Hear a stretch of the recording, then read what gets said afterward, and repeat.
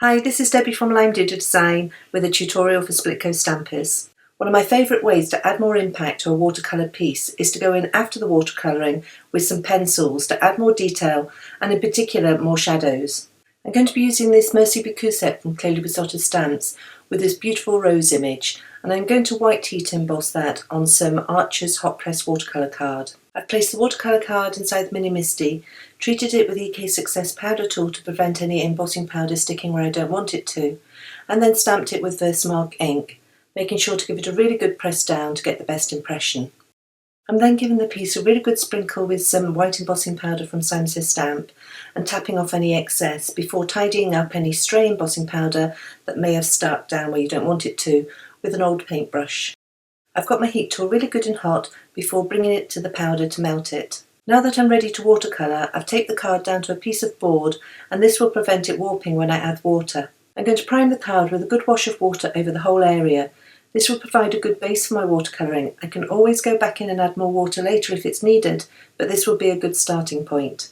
One of my favourite watercolours in my palette is this Daniel Smith Quinacridone Coral, which is just a perfect pink for flowers. While my watercolour card is still slightly damp, I'm bringing in some of the coral into the deepest shadows where the petals would overlay one another. So where one petal is overlapping another, you would naturally get a deeper shadow, and I'm starting by adding the pink to those areas.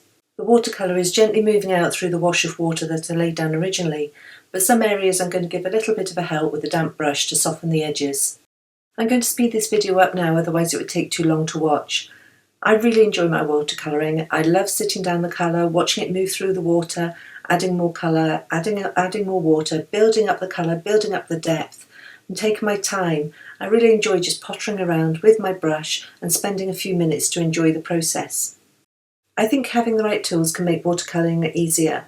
They certainly don't have to be expensive tools, they just have to be the right ones for the job. I found having the right watercolour card can make a huge difference to my watercolouring. Having a piece of card that holds the water long enough so that you can get that beautiful result where you add the watercolour to the water and it gently moves through the water to give beautiful watercolour results. To achieve that, you really need to have a card that's going to stay wet for long enough. And although I've got all these beautiful watercolours, if I had to spend my money in just one place, it would be on the watercolour card. Now that I've got a simple base of pink for the flower and green for the leaves, I'm starting to bring in some different colours and some deeper colours, and this will add dimension and make the flower look more realistic. As we are approaching the changing season, I wanted to mute the colours of this rose down slightly. I wanted it to appear like it was a late summer rose rather than the bright colours of earlier in the season.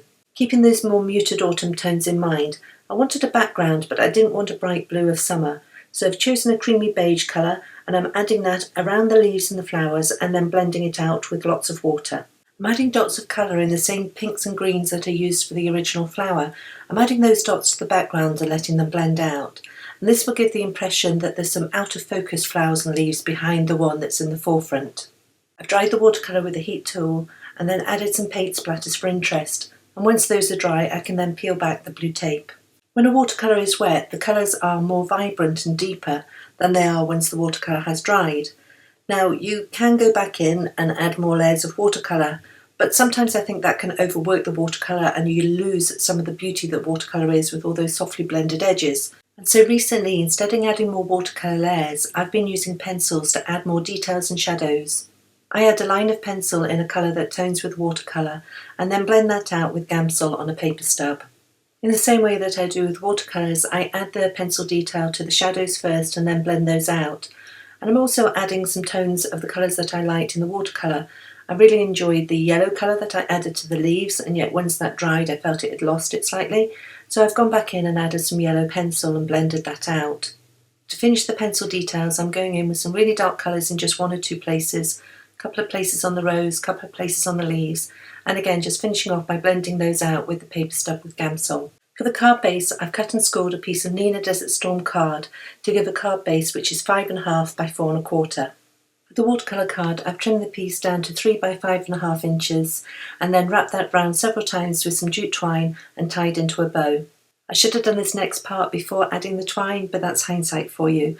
I'm adding a gentle blend of some distress inks around the edges using a Mini Ranger ink blender and some antique linen distress ink, and that again will mute things down and just give that sort of soft autumnal feel.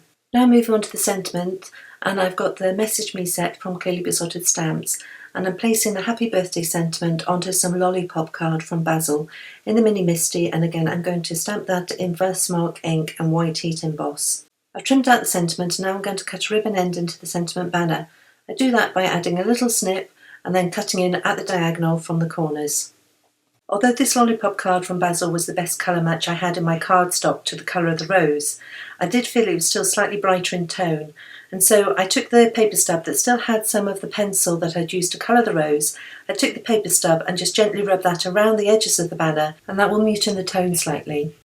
I've added lots of foam adhesive both to the back of the watercolour piece and also the sentiment strip, and then I'm using my grid mat to help me line that up straight.